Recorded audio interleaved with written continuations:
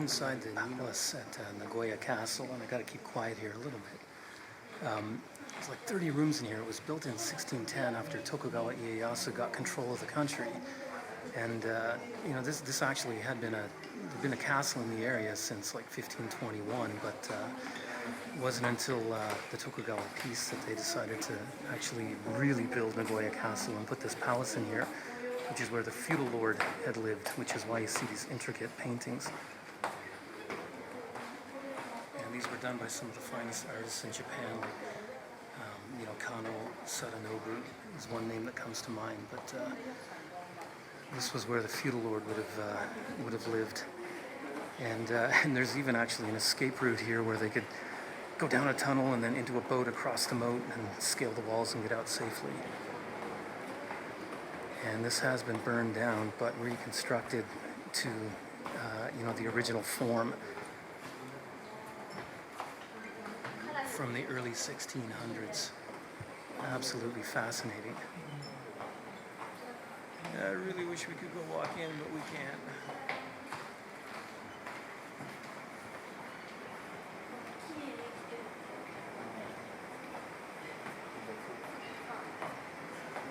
Some of these rooms would have been for the daimyo, the feudal lord. Others would have been for people to visit. Actually, at one point in 1634, the shogun Iemitsu, the third shogun, had come, and so they did a retrofit and that kind of thing. So in 1634, the third Tokugawa shogun Iemitsu was coming for a visit through Nagoya. I mean, this was a garrison town. It was important along the Nakasendo and the Tokaido, which is why the Tokugawas, had a 5-story keep rebuilt, or actually built. There was a castle here called Yagi no Maru, but it wasn't really that big. It was the Tokugawas that made it grand. And if you fast forward to the end of the Tokugawa period, that's when the Meiji government took it over, and the castle and the grounds itself was saved by a German ambassador that said, no, you can't get rid of this thing. And so finally it was Yamamoto Aritomo that was convinced to preserve it. And that's why we see it today. Now mind you, this is a reconstruction, faithfully rebuilt to the original specifications. Fascinating history. So in 1868, you had the Meiji Restoration, where Japan decided to modernize and the power went back to the imperial family, supposedly. Nagoya Castle, the grounds, the palace, it all went to the imperial household. But they did open it to the public in 1906. And later on was actually given back to the city of Nagoya. American bombing in 1945, flattened Nagoya City, including the castle and most of the buildings and the palace, but it has been faithfully restored because it's a symbol of the city.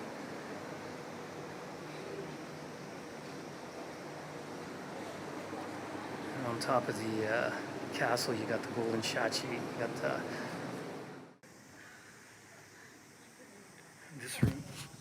this room is called the Jorakuden. It was added like around 1634 when the third Tokugawa shogun, Tokugawa Iemitsu, came for a visit.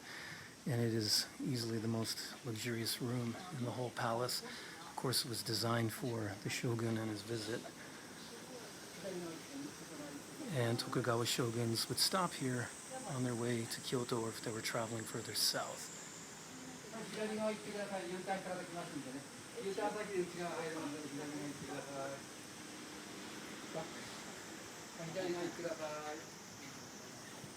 You also want to look at the ceilings. The ceilings are amazing.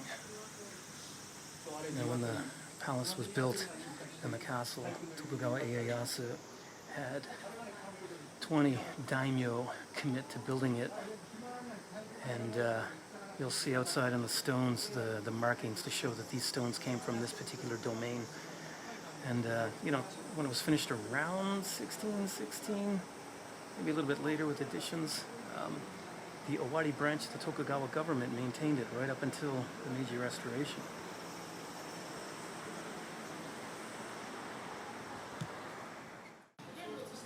Now this is one of the waiting rooms where, other feudal lords or important dignitaries would come.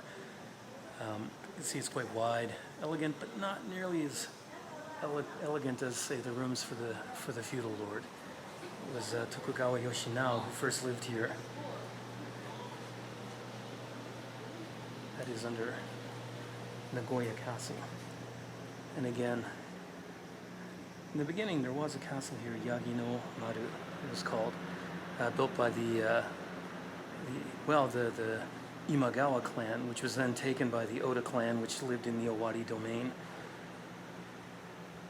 and later on the Tokugawas.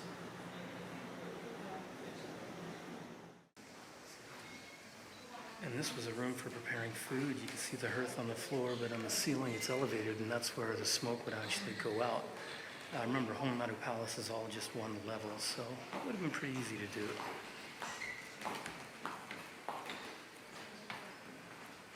You see the designs there, that would be the family crest.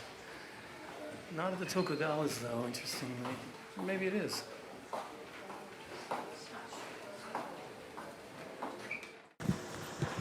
Alright, we're nearing the end of Honmaru Palace here. May have called it Ninomaru. That's down in Nijo. And here you can see some rooms, possibly for attendants. They're not clearly marked, so I'm not sure what they are.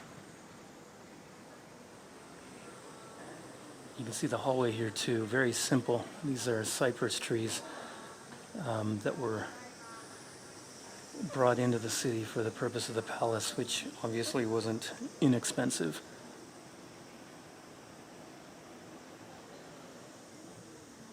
All right, Honmaru Palace at Nagoya Castle grounds. You gotta come and check it out.